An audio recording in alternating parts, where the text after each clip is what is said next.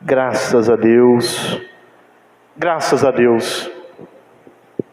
Deus é bom, amém, irmão? Deus é bom, Deus é muito bom, graças a Deus. Salmos 73, versículo 2.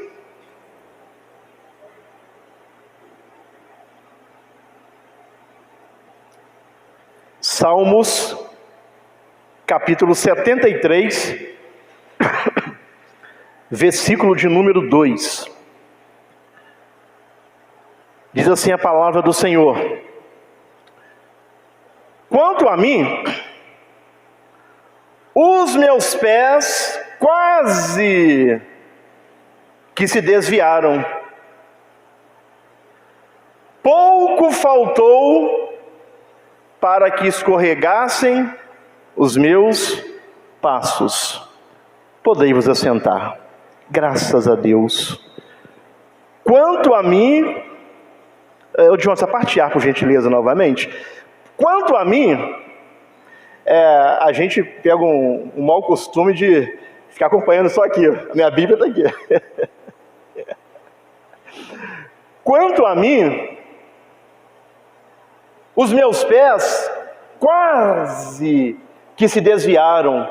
Vamos ver aqui que Asaf, ele estava tendo uma crise existencial tão grande, quando ele via a prosperidade dos ímpios, quando ele via aquelas pessoas que não tinham aliança com Deus, que não tinha compromisso com Deus, que não tinha comunhão com Deus, prosperando, a sua vida prosperando, a sua família prosperando. Na sua família não tinha, as pessoas não adoeciam, não tinha doença, não tinha aperto nem na sua morte, eles viviam tranquilamente, enquanto que ele, que era um servo de Deus, ele estava passando por privações, por lutas, por dificuldades. Aí ele diz: quanto a mim, os meus pés quase que se desviaram. Quem nunca enfrentou isto? Nós estamos numa situação tão difícil, estou vendo pessoas que não têm compromisso com Deus, que não têm aliança com Deus, que blasfemam de Deus, que dizem que Deus não existe, e está vivendo uma vida tão tranquila, e olha como está a minha vida. Quem nunca, quase, ainda bem que você quase que se desviou, mas não desviou. Ainda bem que eu quase que entrei numa crise, mas eu não entrei, aleluias. Aí ele vem dizendo: quanto a mim, os meus pés quase que se desviaram. Por que ele falou isto? Pouco faltou para que escorregassem os meus passos. Tem uma crise, e nessas crises, irmãos, às vezes a gente se torna até egoísta. Tipo assim: por que na minha família? Por que na minha vida? Ou seja, na vida do outro pode acontecer, na minha não. A gente se torna até egoísta. A gente até peca nisso, porque eu estou dizendo que pode acontecer na vida do outro, mas na minha não pode. Então esta era a grande crise que Asaf estava vivendo. O tema da mensagem é o sofrimento do justo. O sofrimento do justo. Mas precisamos primeiro aqui, irmãos, definir quem é o justo. Quem é o justo? Será que o justo, ele deixou de errar? Não! O justo continua errando. Será que o justo deixou de falhar? Não! O justo continua falhando. Será que o justo não peca? Também não. Ele continua pecando. Mas entenda uma coisa: não deliberadamente. Não deliberadamente. Não de propósito. Não porque tem prazer. Mas o justo continua pecando. O justo continua falhando. O justo continua errando. Será que o justo é uma classe de pessoas superiores aos outros, que se tornou alguém superior, alguém que está acima? Não! O justo continua sendo ser humano. O justo continua sendo pessoas igual a mim, igual a você, de carne e osso, com falhas, com erros. Quem é o justo? É quem continua errando. Mas entenda uma coisa: o justo é aquele que, preste atenção, quem são os justos? Porque, será que o justo é aquele que não rouba, não mata, ele sai todos os dias da sua casa para o seu serviço, ele volta para a sua família, a família tradicional, esposo, esposa, a prole? Será que o justo é esse? Não. Porque a justiça do homem é muito falha. Tem pessoas que ficam assim: fulano fez tal coisa, e como que Deus perdoa uma pessoa dessa? Ele está errado, totalmente errado. Mas entenda uma coisa: quando a pessoa fala isso, ela tem que entender o seguinte: a justiça do homem é uma poeira no chão, um pozinho no chão. A justiça de Deus é muito mais elevada, é muito mais alta. A justiça de Deus é muito mais profunda do que a justiça do homem. Porque o homem fala assim: eu não roubo, eu não mato, eu sou uma pessoa boa. Ele mesmo está se colocando como uma pessoa boa. Então esse que é o justo? Também não. Quem é o justo? Preste atenção. O justo é aquela pessoa que foi convencida pelo Espírito Santo, porque é somente o Espírito Santo quem faz a obra da regeneração na vida da pessoa. É somente o poder do Espírito Santo que transforma a vida da pessoa. Então o justo é aquela pessoa que foi convencida pelo Espírito Santo. A Bíblia nos ensina que não é por força, nem por violência, mas é pelo meu Espírito, diz o Senhor. Então quem é o justo? É a pessoa que foi convencida pelo Espírito Santo, e ela tomou a decisão, porque não basta ser convencido, você precisa tomar a decisão. Porque o Espírito Santo te convence, mas o Espírito Santo não te obriga. Aleluias! O Espírito Santo nos convence, nos mostra o que é melhor, mas não nos obriga a escolher o melhor. Então quem é o justo?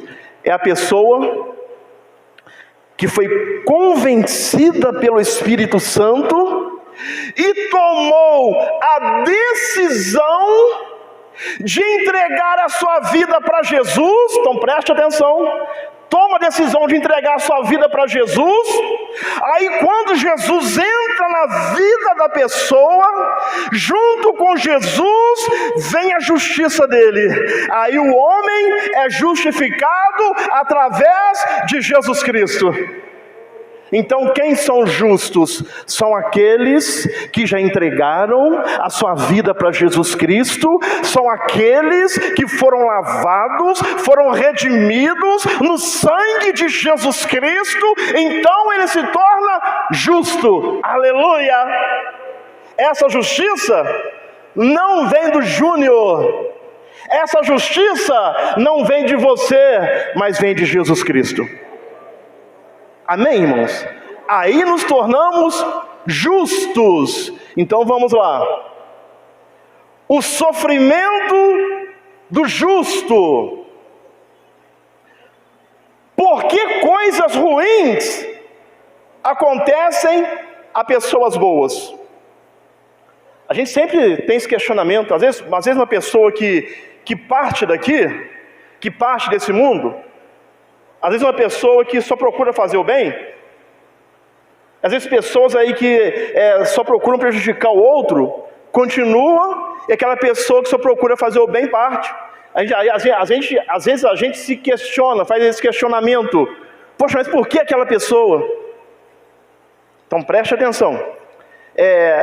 A justiça de Deus é muito mais elevada. Os planos de Deus, irmãos, são muito mais elevados. Muito mais elevados. Os caminhos de Deus são muito mais elevados. São muito mais altos do que os nossos caminhos. Então, por que coisas ruins acontecem a pessoas boas? Esse era um dos questionamentos de Asaf.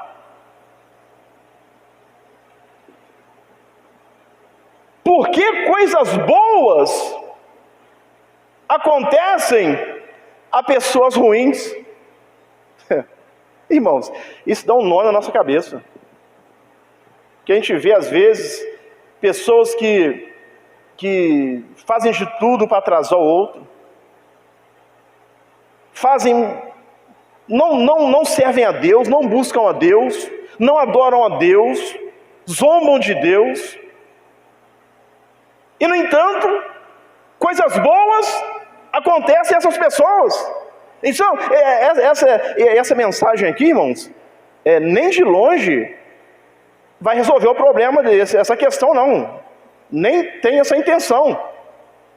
Mas eu espero que Deus, através do Espírito Santo, jogue luz na minha mente, jogue luz na sua mente, porque essa é uma questão que é debatida desde que o mundo é mundo.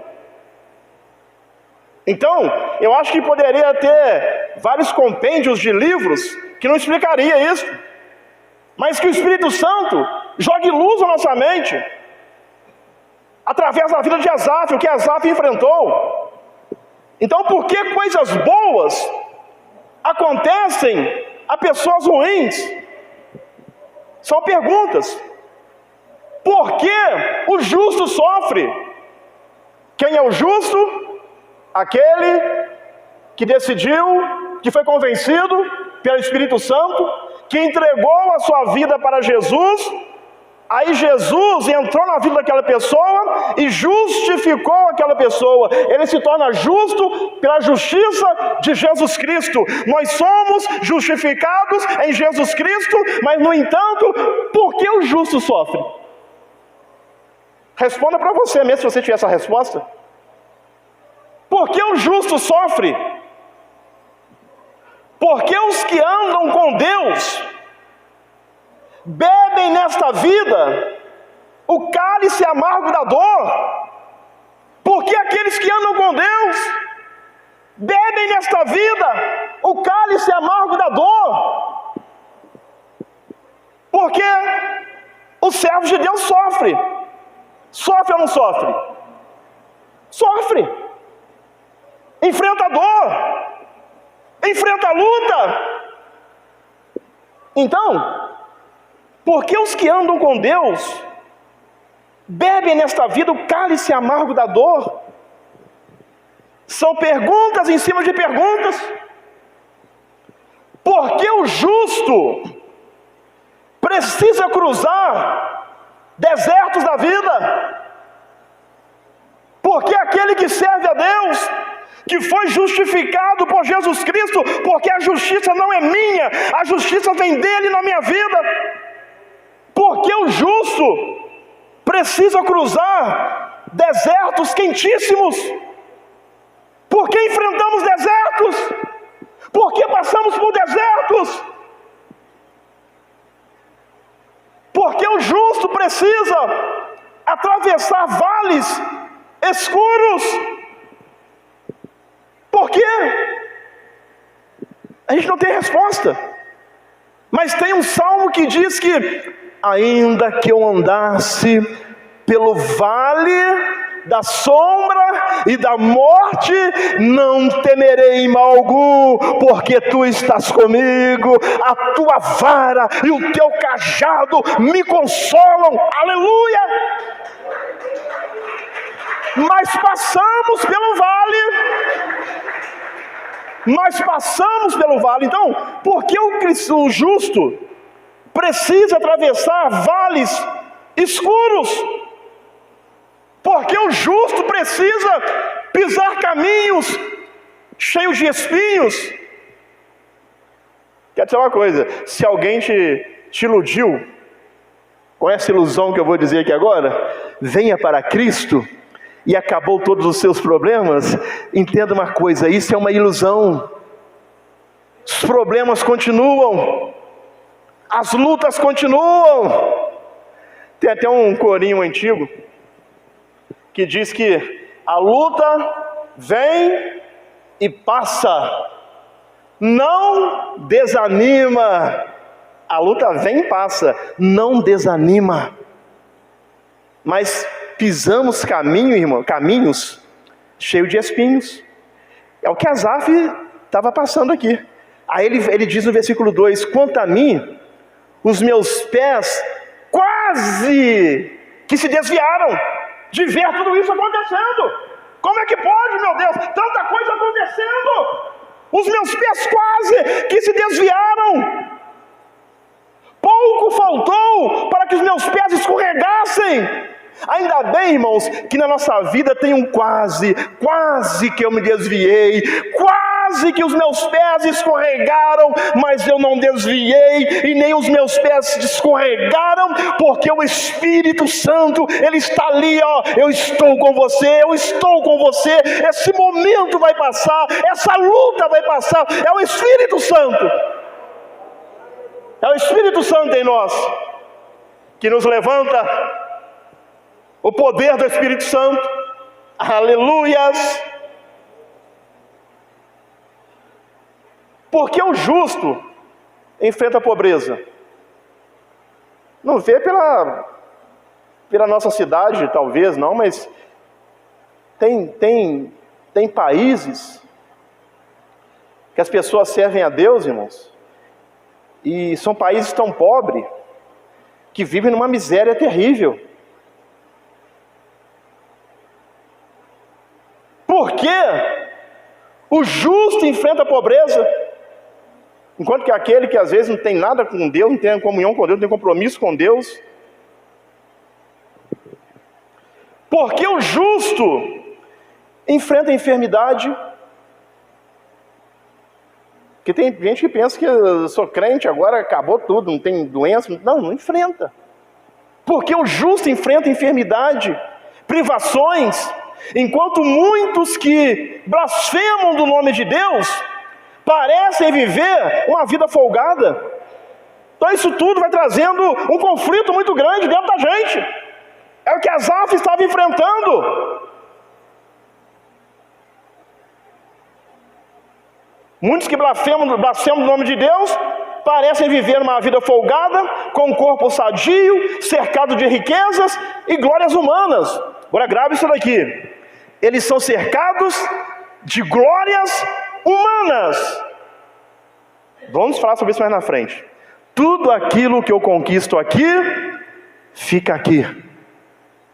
Amém, irmãos? Tudo aquilo que você conquista aqui, fica aqui. Esses dias eu ouvi há um tempo atrás uma reportagem muito bacana, um vídeo de uma moça falando sobre a questão da vida. Ela falou assim, ó, daqui a 125 anos, nenhum de nós vai estar aqui mais.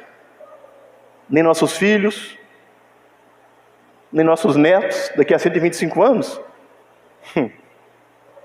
Ela fala assim, tudo aquilo que você, às vezes o carro que você tem, que você gosta tanto daquele carro, tem que gostar, que você adquiriu, você trabalhou para isso, vai ficar para alguém.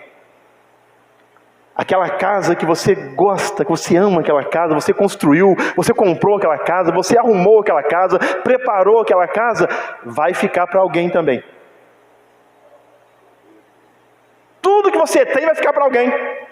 Ela falou assim, ó, e daqui a 125 anos, não vão nem lembrar quem é você mais. Quer ver uma dinâmica rápida aqui? Quem aqui lembra do seu bisavô? Lembra o nome dele? Como ele era? A fisionomia dele? O que ele fez? Quem foi ele? Quem é que lembra do seu tataravô? Piorou mais ainda. Você nem sabe quem foi ele. Você não sabe a fisionomia dele, a fisionomia da sua tataravó. Você nunca mais falou deles. Irmãos, isso é a vida. Isso é a vida. Então tudo aquilo que eu conquisto aqui, fica aqui. Fica aqui, irmãos. Não levamos nada. Não levamos nada. Conhece uma pessoa que fala que tinha um conhecido que tinha um Fusca, que ele gostava tanto do Fusca, ninguém podia esbarrar no Fusca dele. Ninguém podia esbarrar, só ele que entrava no carro, limpava o carro, ligava o carro ficava guardado na garagem, coberto, limpava, cobria, as rodas não ficavam no chão, ficavam em cima de não sei se é cavalete, o que era aquilo. Irmãos, aí ele me disse que aquela pessoa morreu, a primeira coisa que fizeram foi vender o Fusca. Às vezes quem usou o Fusca, acabou com o Fusca, porque tudo aquilo que eu conquisto aqui, fica aqui. Fica aqui. Isso é uma grande verdade. Então, aqueles que blasfemam de Deus, o nome de Deus, parecem viver uma vida folgada, com um corpo sadio e cercado de riquezas e glórias humanas, ou seja, estão cercados de riquezas e glórias que ficam tudo aqui. É passageiro, é transitório. Alguém diz, e é verdade, que nós somos os conservadores. Você está conservando a sua casa para um dia alguém morar lá. Misericórdia não, irmão. Daqui a uns anos, vou colocar daqui a 100 anos, irmão, já tem outro morando lá, já tem. Você está conservando o seu carro para alguém pegar um carro novinho, arrumadinho. Isso é a vida. Isso é a vida, porque tudo que eu conquisto aqui, fica aqui mesmo. Nem essa roupa, nem essa aqui vai levar. Nem a roupa do corpo leva. Fica tudo por aqui mesmo. O sofrimento do justo é um dos temas mais complexos da Bíblia. Aí no Salmo 73, tem algumas verdades importantes em relação ao sofrimento do justo. A primeira verdade, o justo é aquele que entregou a sua vida, que foi convencido pelo Espírito Santo, que escolheu, decidiu servir a Jesus, aí ele é justificado por Jesus Cristo. Então, o sofrimento aqui na vida do justo, aqui no Salmo 73, em primeiro lugar, a inevitável realidade do sofrimento daquele que serve a Deus. A inevitável realidade do sofrimento do justo. Está aí no versículo 13 e versículo 14, Salmo 73, verso 13 e verso 14. Diz assim: aí, Asaf, vendo tudo que estava acontecendo, aí ele fala assim, na verdade, que em vão tenho purificado o meu coração. Isso aqui não é pecado não, irmãos. Ele estava abrindo o seu coração para Deus. De tanto ver injustiças acontecendo, ele estava abrindo o seu coração para Deus. Na verdade, que em vão tenho purificado o meu coração e lavei as minhas mãos na inocência. Ele está dizendo, eu lavei minhas mãos na inocência, mas isso aí foi em vão. Verso 14, por que ele falou isso? Pois todo dia, tenho sido afligido e castigado cada manhã. Então todos os dias ele estava sendo afligido e castigado toda manhã, vendo aquelas coisas acontecerem, de pessoas que não tinham comunhão com Deus, nem aliança com Deus, nem serviam a Deus e viviam a vida tranquilamente. Aí ele diz, todos os dias tenho sido afligido quanto a isso. Todos os dias. Asaf, ao ver a prosperidade do ímpio, e sentir na carne a dor das provações, porque crente sofre. Crente sofre. Ele não vive uma vida sofrendo, não. Mas o servo de Deus sofre, passa por lutas, por provações. Ou você pensa que Jesus já pagou o preço, isso aí ninguém paga preço de salvação. Mas para entrar lá, é com luta.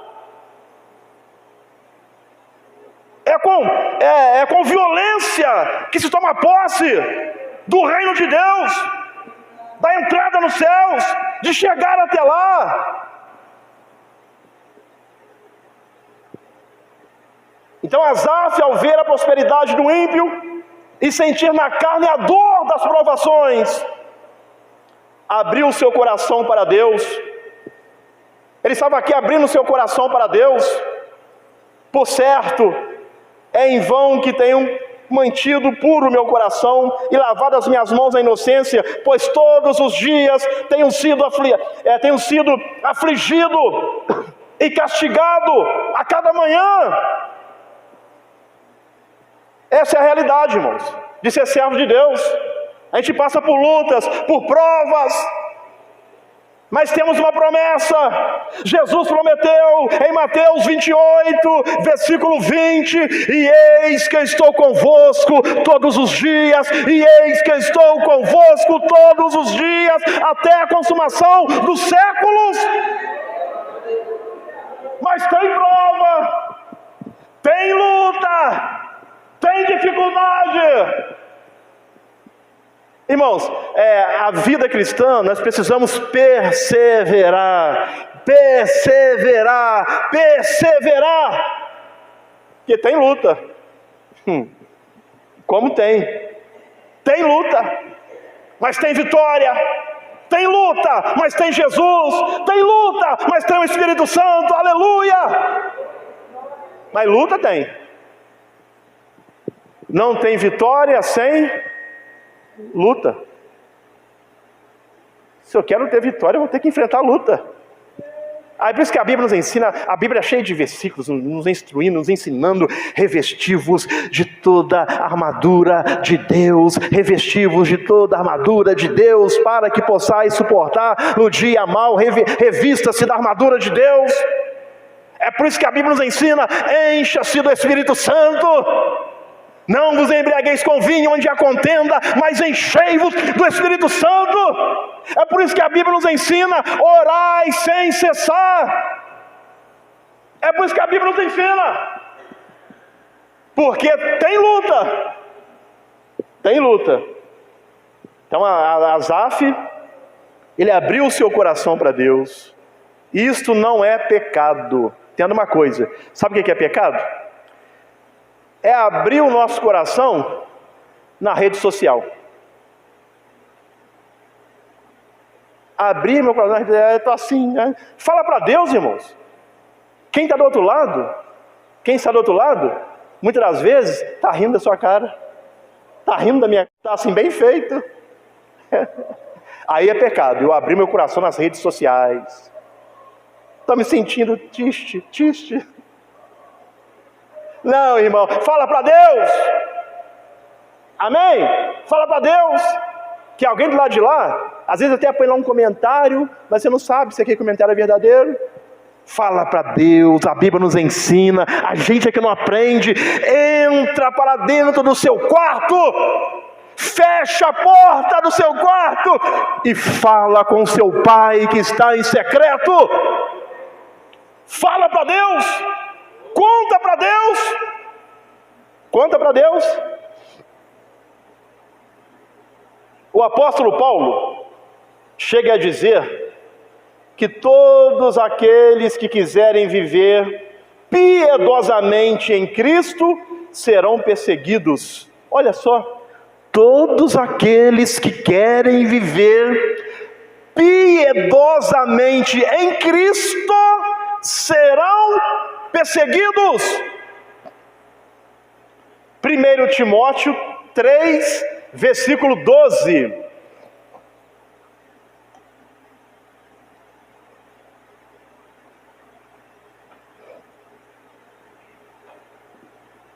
Não, é 2 Timóteo, Stefano, desculpa. Para quem está anotando, desculpa. 2 Timóteo 3, verso 12. E também todos os que piamente querem viver em Cristo Jesus padecerão perseguições. A Bíblia não está escondendo nada do Júnior. A Bíblia não está escondendo nada de você. E também todos os que piamente querem viver em Cristo Jesus, é uma decisão. Aqueles que querem viver piamente em Cristo Jesus padecerão perseguições. A vida cristã não é uma sala VIP. O que é uma sala VIP? Por exemplo, nos shows, por exemplo, tem a sala VIP. Na sala VIP tem do bom e do melhor, tem o melhor conforto, tem a melhor alimentação, tem ar-condicionado, tem de tudo. Essa é a sala VIP. Nos shows, por exemplo, nos campos de futebol, tem lá os camarotes, aonde é uma área VIP também, tem do bom e do melhor. Mas a vida cristã não é isto. Vida cristã não é uma sala VIP, não é um camarote. Vida cristã não é um parque de diversões. Até mesmo, irmãos, porque tem muitas coisas que a minha carne e a minha natureza quer fazer, mas eu não posso fazer, porque se eu fizer, vai contra a vontade de Deus. E se eu for contra a vontade de Deus, eu estou pecando e me afastando de Deus, porque a Bíblia nos ensina que os nossos pecados é que fazem a separação entre nós e Deus. Então até mesmo que eu já começo por aí. Eu preciso sacrificar a minha carne, eu preciso sacrificar os meus desejos para servir piamente a Jesus Cristo. E isso não é uma sala VIP, isso não é um parque de diversões, é um sacrifício que eu tenho que fazer. Não satisfazer os desejos da minha carne. Então a vida cristã não é um parque de diversões, mas a vida cristã, irmãos, é uma arena de muitas lutas. A vida cristã é uma arena de muitas lutas.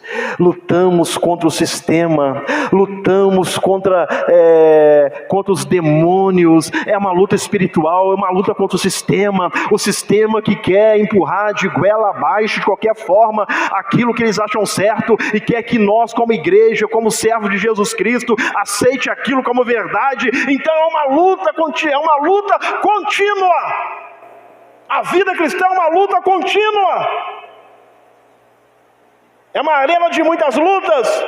A vida cristã é uma vida de muitas lágrimas. A vida cristã é uma vida de muitas lágrimas. Tem pessoas aqui que não choram perto de você, mas choram escondido, choram no banheiro. Tem pessoas que às vezes quando a lágrima começa a querer rolar, ele seca para não chorar perto de alguém. Mas a vida cristã é uma vida de lágrimas. A vida cristã é um combate sem descanso e sem pausas. Essa é a vida cristã. Essa é a realidade. O Senhor nunca nos prometeu ausência de luta. Jesus nunca prometeu ausência de luta, mas prometeu-nos vitória segura. Aleluia. Jesus não me prometeu ausência de luta. Jesus não disse que o Júnior não ia enfrentar luta, mas Jesus me garantiu vitória segura. Jesus te garantiu vitória segura. Se você perseverar, se eu perseverar, a vitória é segura. Mas tem luta. Mas tem luta. Tem luta. Jesus nunca nos prometeu uma caminhada fácil. Jesus nunca prometeu isso para ninguém, irmãos. Vem me seguir que a caminhada vai ser fácil. Não. Jesus nunca prometeu uma caminhada fácil. Até mesmo, a Bíblia nos ensina o quê? Somos peregrinos e forasteiros, não somos daqui. Nós aprendemos aqui que tudo que eu conquisto aqui, fica aqui. Então preste atenção. Jesus nunca nos prometeu uma caminhada fácil. Porque nós não somos daqui, irmãos. Nós não somos daqui. Se você acredita ou crê nisso ou não, eu creio e acredito que a Bíblia fala que nós não somos daqui. Nós estamos de passagem aqui. Então vai ter luta, vai ter embate, vai ter o sistema te perseguindo, pessoas te perseguindo, os demônios te perseguindo, vai ter. Vai melhorar? Não, vai piorar. O mundo não melhora mais não. Até mesmo que ele não melhora, porque vai se formando um cenário para o aparecimento do anticristo.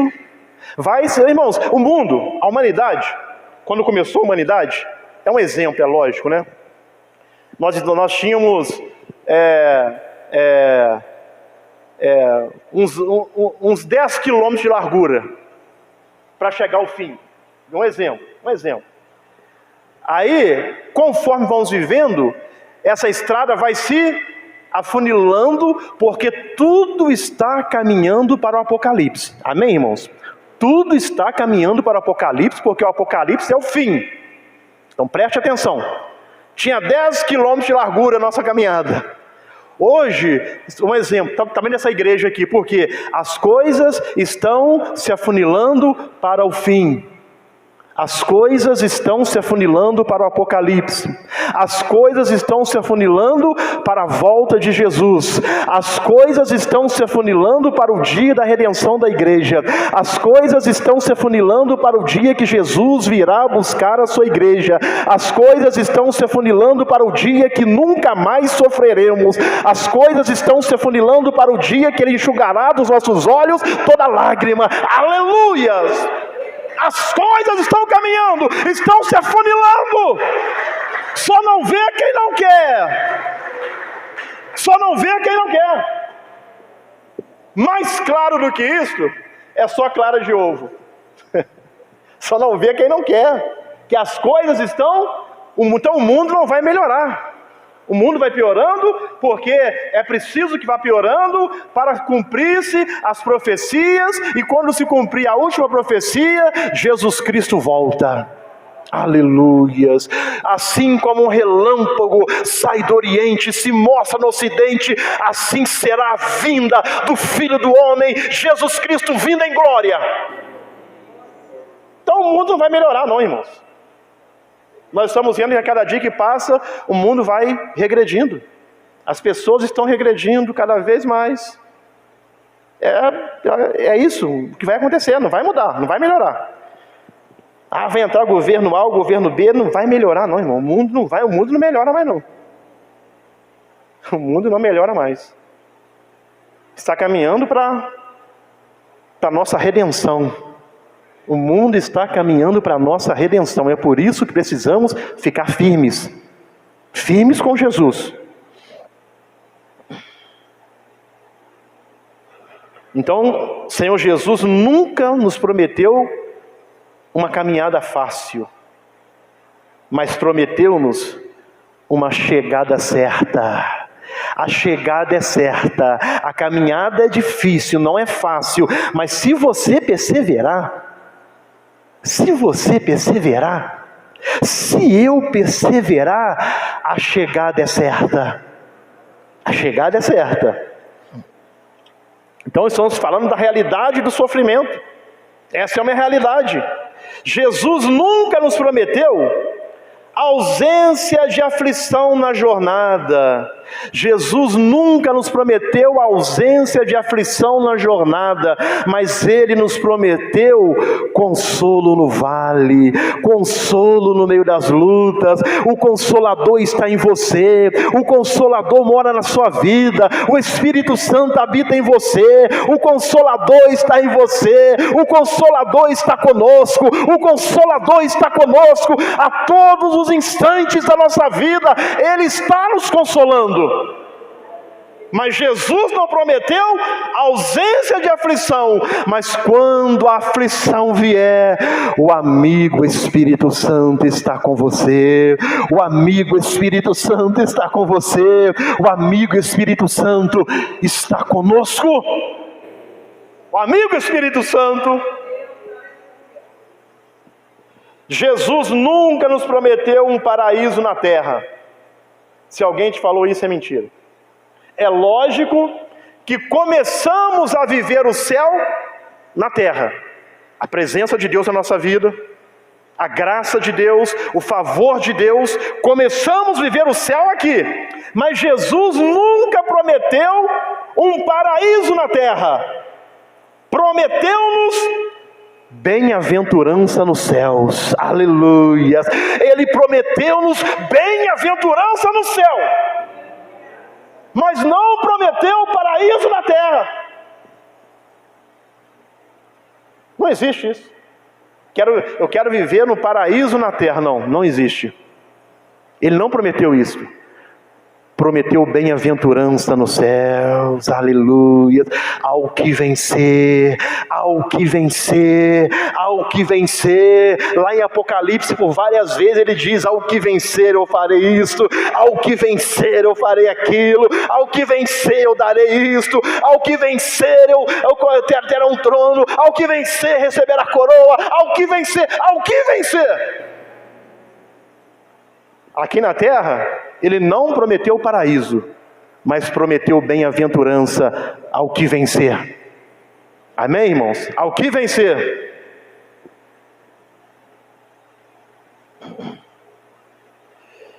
A diferença entre um justo e um ímpio não está necessariamente nas circunstâncias que ambos enfrentam. Preste atenção agora. A diferença entre o justo e o ímpio não está necessariamente nas circunstâncias que ambos enfrentam. O Senhor Jesus, Ele disse que só há dois tipos de pessoas neste mundo: aqueles que constroem a sua casa sobre a areia. Se o John encontrar esse texto, sei que é nos Evangelhos, aquele que construiu a sua casa sobre a areia, sobre a rocha. O Senhor Jesus disse que só há dois tipos de pessoas no mundo: aqueles que constroem a sua casa sobre a areia e aqueles que a constroem sobre a rocha. Então preste atenção, só dois tipos de pessoas: os que constroem a casa sobre a areia e os que constroem sobre a rocha. Sobre ambas as casas acontecem as mesmas coisas. As mesmas coisas. Chefão, Mateus 7:24. Pastor Antônio. Já tinha encontrado também. Aqui lá ao mesmo tempo. É a sintonia. Graças a Deus. Obrigado, chefão. Então, vamos ler aqui, ó.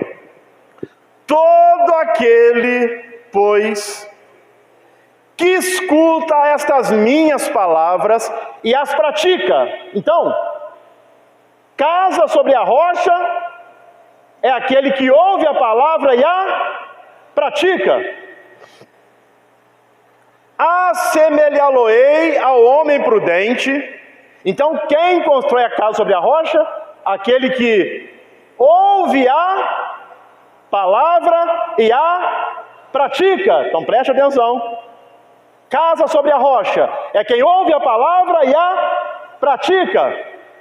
Assemelhá-lo-ei ao homem prudente que edificou a sua casa sobre a rocha.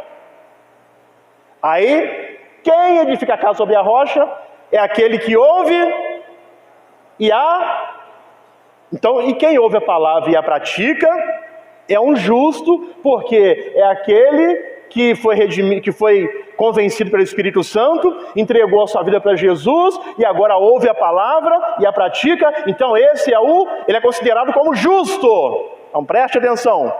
Aí, sobre a vida do justo, a casa do justo, e desceu a chuva, e correram rios, e assopraram ventos, e combateram aquela casa.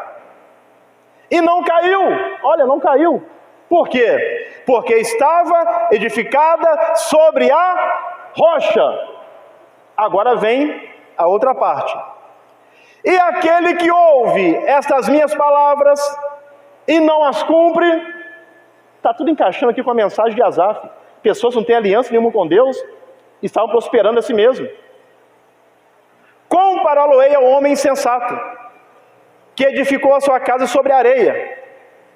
E desceu a chuva, e correram rios, e assopraram ventos, e combateram aquela casa, e caiu, e foi grande a sua queda. Então preste atenção. 10:23 já, deixa eu acelerar aqui. A diferença entre um justo e um ímpio está necessariamente não está nas circunstâncias que ambos enfrentam, porque aqui tanto o ímpio como o justo desceu a chuva, bateu contra aquela casa, a mesma situação aconteceu em ambas as casas. Então a diferença entre eles não está necessariamente nas circunstâncias que ambos enfrentam. O Senhor Jesus diz que há dois tipos de pessoas: aqueles que constroem sua casa sobre a rocha e sobre a areia. Sobre ambas as casas acontecem as mesmas coisas.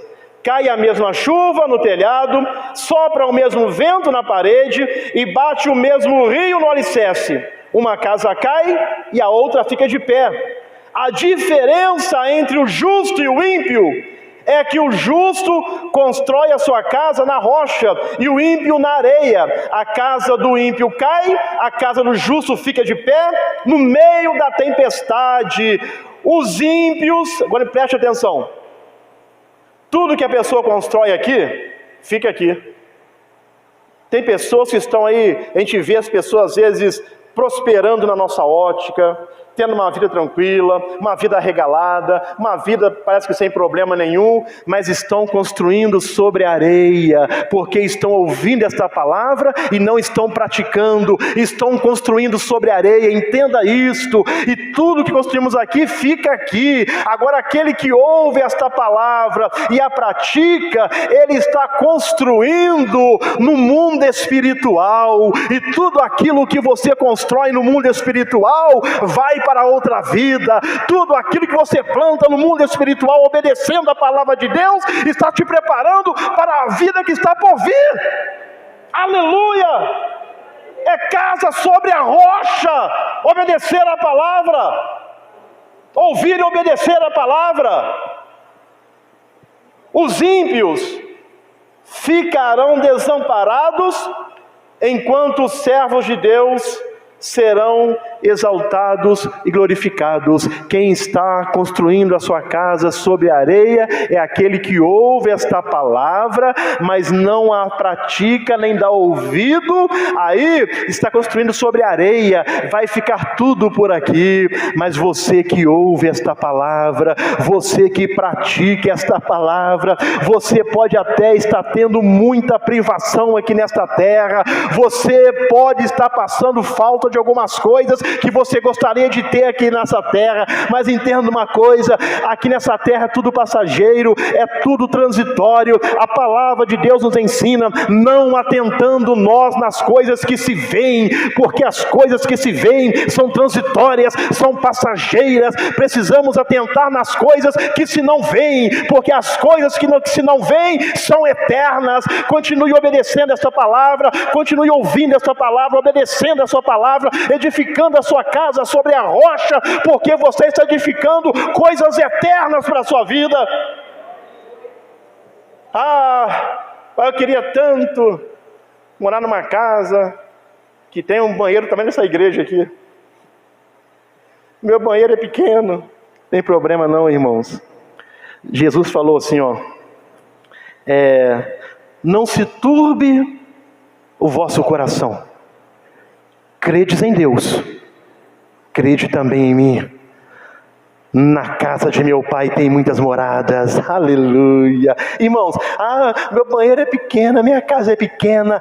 Na casa do seu pai tem muitas moradas. E Jesus falou, eu vou preparar-vos lugar. E quando eu estiver preparado, eu virei novamente para vos levar, para que onde eu estiver, estejais vós também. Jesus tem uma casa preparada para você. Jesus tem uma mansão, irmãos, muito melhor do que as mansões que existem aqui. Irmãos, quer dizer uma coisa, se prepare para a volta de Jesus, se prepare para encontrar com Jesus nos ares. Sabe por quê? Daqui a 125 anos, se até lá Jesus não tinha voltado ainda, a minha descendência está assim, Júnior? Quem que foi Júnior?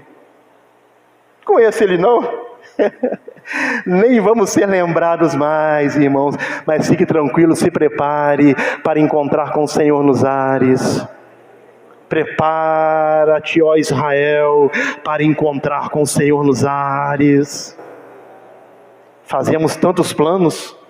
Aí Tiago diz assim, você que diz, amanhã eu vou fazer isso e aquilo, devíeis dizer, se Deus quiser, eu farei isto e farei aquilo, porque você não sabe o que vai acontecer no dia de amanhã. Eu não sei o que vai acontecer no dia de amanhã. Esses dias eu ouvi um vídeo de um jogador de futebol, está lá em campo, um jogador, irmãos, tem todo o aparato médico ao seu dispor. Teve um jogo esses dias aí que o jogador machucou. Antes de acabar o jogo, ele saiu, foi direto para o hospital, já fez todos os exames. Se ele espirrar, o médico vai lá, tem na casa dele.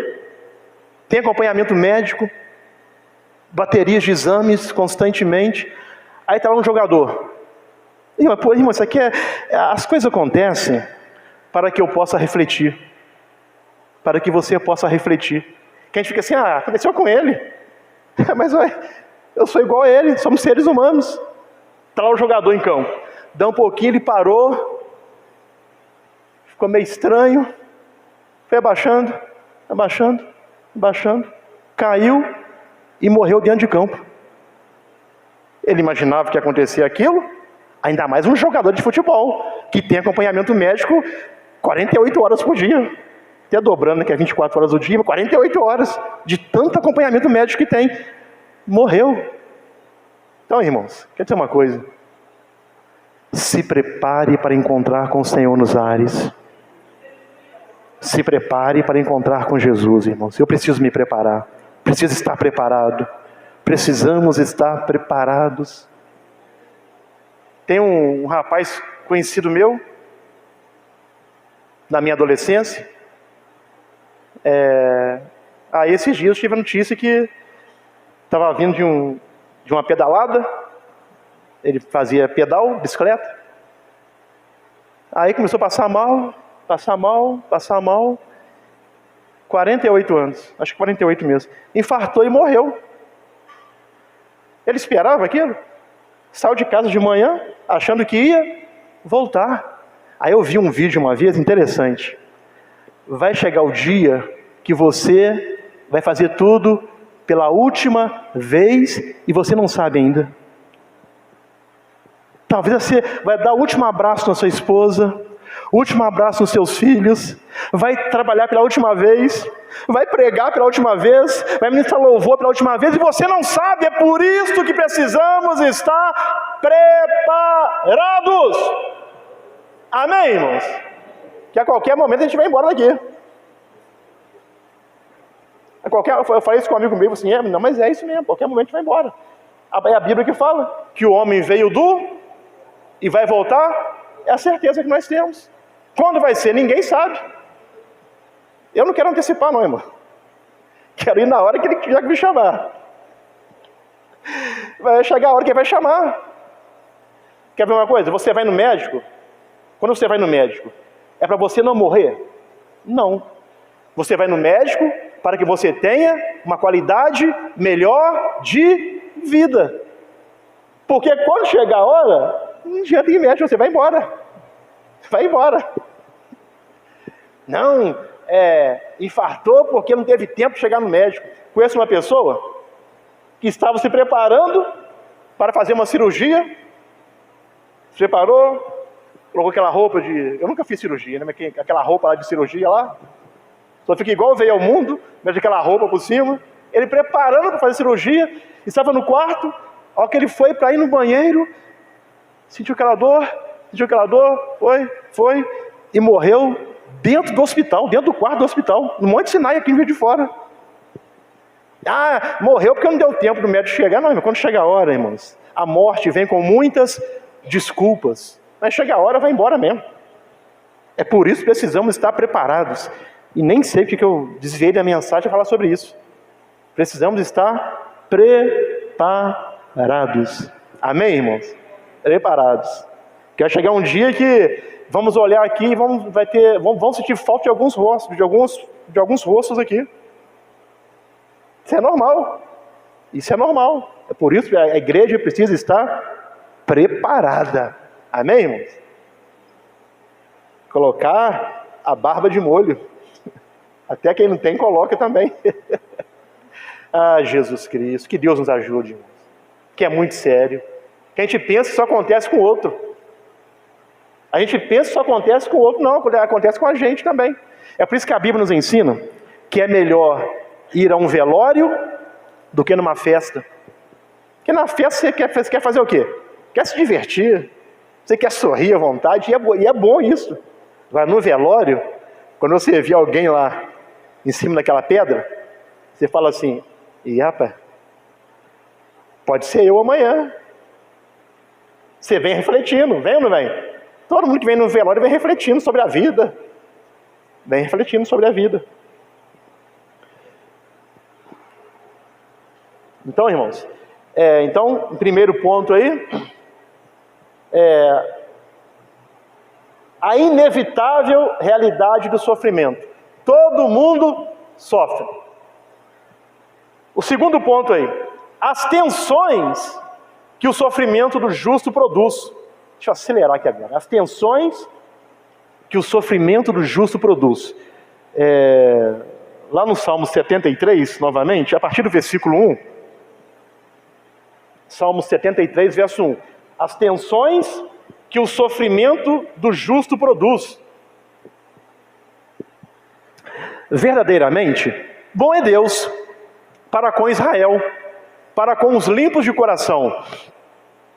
Quanto a mim, os meus pés quase que se desviaram. Por que ele falou isso? Pouco faltou para que escorregassem os meus passos. Pois eu tinha inveja dos nécios quando via a prosperidade dos ímpios. Porque não há apertos na sua morte. Ele morreu, não tem aperto nenhum. Pessoas que quando perdem um ente querido, irmãos, começam a fazer vaquinha daqui, vaquinha dali, para tentar fazer o sepultamento. É um aperto. E às vezes são servos de Deus. Mas aqui, porque não há apertos na sua morte, mas firme está a sua força. Não se acham em trabalhos como outros homens, nem são afligidos como outros homens. Por isso a soberba os cerca como um colar, vestem-se de violência como de adorno. Os olhos deles estão inchados de gordura, eles têm mais do que o coração podia desejar. Eles têm, não sabe o que faz com o dinheiro mais. Os olhos são corrompidos e tratam maliciosamente de opressão, falam arrogantemente. põem as suas bocas contra os céus, e as suas línguas andam pela terra. Por isso,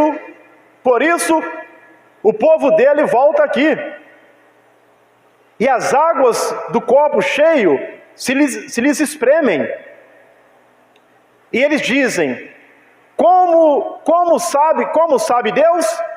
Há conhecimento no Altíssimo? Até o verso 12. Até o 12. Aí, beleza, chefão. Eis que estes são ímpios. Eles são ímpios. E prosperam no mundo. Aumentam em riquezas. Então aqui é a tensão que o sofrimento do justo produz. A grande pergunta que se levanta é: se Deus é bom, por que há tanto mal no mundo? Se Deus nos ama, por que sofremos? Se somos filhos de Deus, por que Ele não nos poupa da aflição? Se Jesus Cristo já levou sobre si os nossos pecados e as nossas dores, por que ainda padecemos enfermidades? São as perguntas, são os questionamentos. Poderíamos compreender facilmente a razão dos homens maus colherem os frutos da sua semeadura maldita. Mas como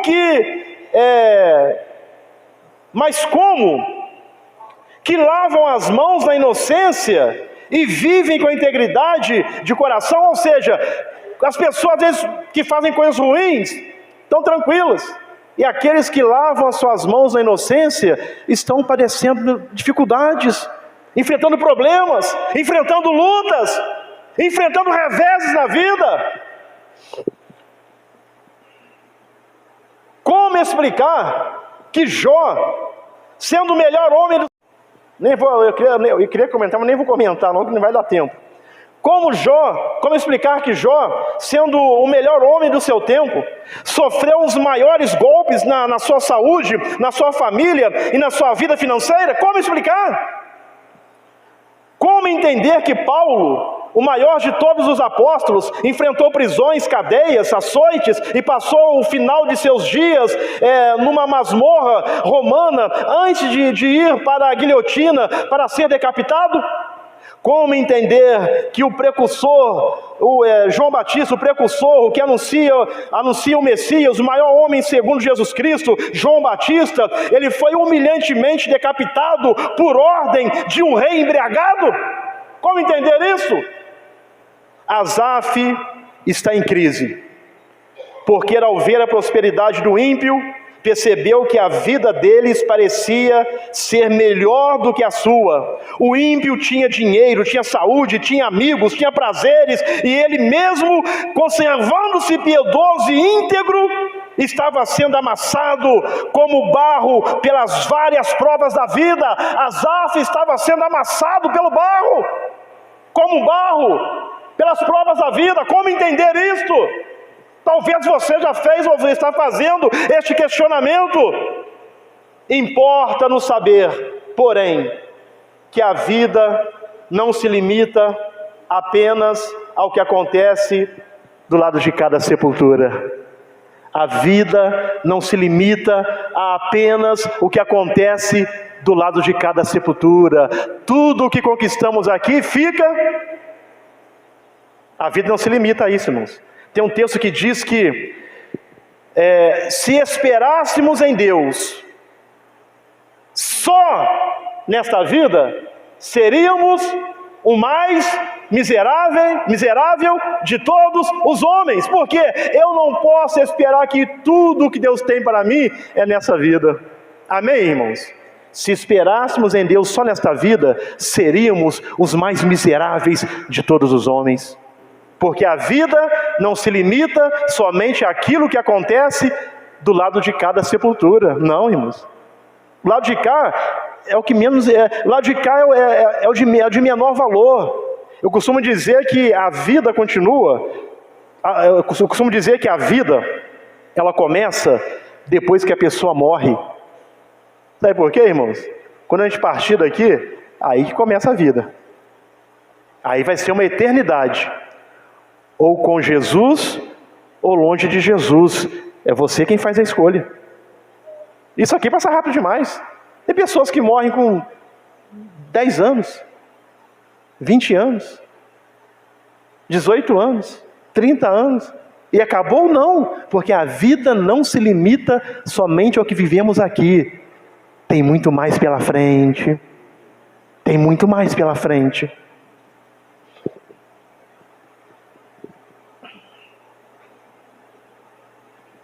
Então Asaf está em crise porque, ao ver que a prosperidade do ímpio, percebeu que a vida deles parecia ser melhor que a sua. O ímpio tinha dinheiro, saúde, amigos, prazeres, mas isso daí tudo é passageiro. Há ainda uma eternidade pela frente. Há ainda uma eternidade pela frente, irmãos. E como ela será?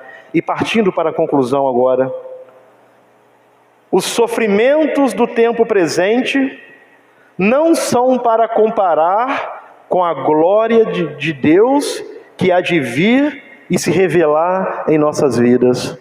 O sofrimento, Romanos 8,18, os sofrimentos desse tempo não podem se comparar com a glória de Deus que vai se revelar na sua vida. Irmãos, guarde isso. Tudo que você está passando não se compara com aquilo que Deus tem para a sua vida, com aquilo que Deus tem para a minha vida. Jesus disse: no mundo tereis aflições. O que é aflição? Angústia, perseguição, tribulação, problema, dificuldade. Mas não vos desanimeis, eu venci o mundo. Jesus disse: no mundo vai ter muitos problemas, mas não se desanime, porque eu venci o mundo. Ser cristão não é receber uma pólice de seguro contra as tempestades da vida. Eu sou crente agora e recebi uma pólice de seguro contra as tempestades da vida. Esquece isso. Isso é uma inverdade. Isso não existe. Aqueles que constroem sua casa sobre a rocha, enfrentam as mesmas circunstâncias daqueles que a constroem sobre a areia. A grande diferença não é o que nos acontece, mas em quem pomos a nossa confiança na hora da tempestade. O problema não é aquilo que te acontece, mas em quem você está pondo a sua confiança na hora da tempestade. Aí é que faz toda a diferença. Nós não temos apenas consolo e segurança no sofrimento aqui, porque nós temos consolo e segurança no sofrimento aqui, mas não é só isso, mas também nós temos a promessa segura da bem-aventurança na vida por vir. Nós temos a promessa da bem-aventurança na vida por vir. Enquanto os ímpios acordarão para uma condenação inevitável, porque tudo que conquistamos aqui fica aqui. Aí quando os ímpios acordarem para a vida, enquanto os ímpios acordarão para uma condenação inevitável e eterna, os salvos que sofreram acordarão para uma eternidade de glória, para uma eternidade com Jesus Cristo. Aleluia! Esse foi o grande consolo de Asaf. Quando lhe abriu Deus os olhos para o discernimento, toda a recompensa do ímpio está neste mundo. Irmãos, grave isto: toda a recompensa do ímpio está neste mundo. Toda a glória que ele possui limita-se apenas a esta vida. Os justos, entretanto, têm o Senhor como herança e a glória por vir. Quer dizer uma coisa? O Senhor é a sua herança, o Senhor é a minha herança, o Senhor é a nossa herança. O melhor da nossa vida está pela frente. Eu quero ler aqui o verso, é Salmo 73 mesmo, a partir do verso 23, e vamos encerrar. Salmo 73, verso 23. Todavia, estou de contínuo contigo, tu me sustentastes pela minha mão direita, aleluia. O Senhor é quem te sustenta, no meio disso tudo o Senhor é quem te sustenta, o Senhor é quem te guarda, o guarda de Israel é quem te guarda, aquele que te guarda não dorme, eis que não tosquenejará, nem dormirá o guarda de Israel, aleluia. Senhor é quem te guarda, todavia estou de contínuo contigo, tu me sustentastes pela minha mão direita. Guiar-me-ás com teu conselho, aleluias, o Senhor vai te guiar no meio disso tudo que você está enfrentando, guiar-me-ás com teu conselho, e depois me receberás na glória, aleluia. Quem tenho eu no céu? Aleluia! Asaf chega à conclusão: quem tenho eu no céu, senão a ti? Aleluia, aleluia, aleluia! E na terra não há quem eu deseje além de ti. Oh, glória a Deus! A minha carne e o meu coração desfalecem. Sabe por quê, irmãos? O apóstolo Paulo escreveu assim, fugiu a memória aqui agora: ainda que o nosso homem exterior, essa carcaça aqui, ó, se corrompa, porque essa carcaça aqui, irmãos, ela vai se corrompendo a cada dia. Aí teve um homem que estava no leito de morte, alguém falou assim: o senhor está feliz? O senhor está morrendo, está feliz? Ele falou assim: é porque eu estou deixando esta morada terrena, mas a minha morada celestial está muito próxima. Eu estou deixando este corpo aqui corruptível, ainda que este corpo aqui se corrompa, todavia o interior se renova dia a dia. Aí ele falou assim: eu estou deixando esse corpo aqui cansado, doente, mas eu estou próximo, perto de receber um corpo novo, incorruptível, incontaminável, aleluia! Oh, aleluias! Oh, glória a Deus! Aleluias! Aqui, ó, a minha carne e o meu coração desfalecem, mas Deus é a fortaleza do meu coração e a minha porção para sempre. Deus é a nossa porção para sempre. Aleluias! Aleluia, aleluia, aleluias! Oh, glória a Deus! Verso 27, vamos até o verso 28 e vamos encerrar. Pois eis que os que se alongam de ti perecerão. Esses que zombam de Deus, esses que desprezam a Deus, que não querem saber de Deus, que têm até uma vida regalada aqui nessa terra, perecerão. Tu tens destruído todos aqueles que se desviam de ti.